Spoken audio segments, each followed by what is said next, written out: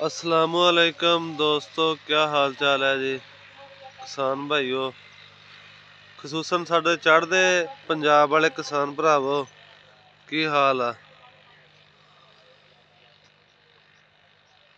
अज 30 दसंबर जुम्मे का दिन 2022। परसों नू नवा साल होना वा, तो मैं क्या रूटीन के मुताबिक अब थानू जुम्मे वाले दिन अपनी पानी की वारी होंगी, थानू कणक की फसल एक दफ़ा फिर दिखा दईए कि कणक की फसल अपनी किद्दां दी हो गई है और किहड़ी किहड़ी खुराक इनू हुण तक दे चुके हैं। बिजाई के टाइम दोस्तों एक थैला DAP पाया सी असीं, ते फिर दूसरा पानी जो लाया तो फिर एक नाइट्रोफास का पा दिता। फिर जो वत्तर आया फिर एक थैला यूरिया का पा दिता, फिर कर दी स्प्रे।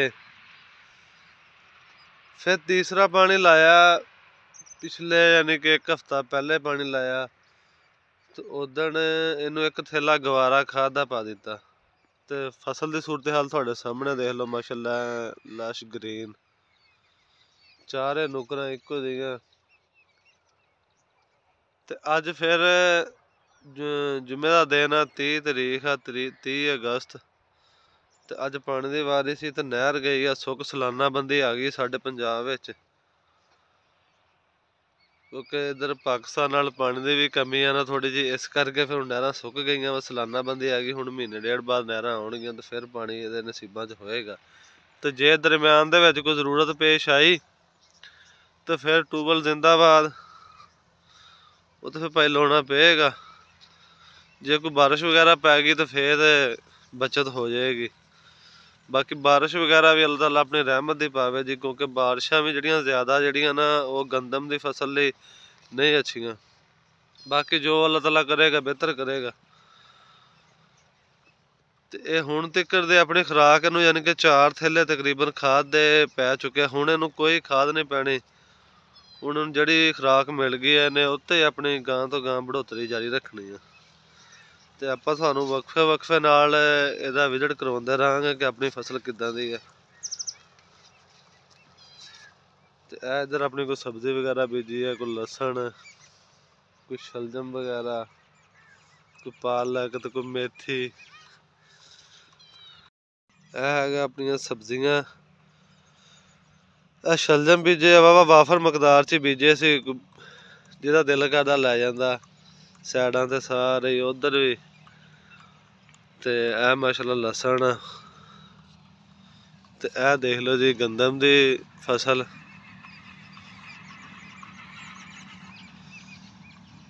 ये 1.5 एकड़ आ जी इत्थे अपना, माशाअल्लाह सोहनी गंदम खड़ी है।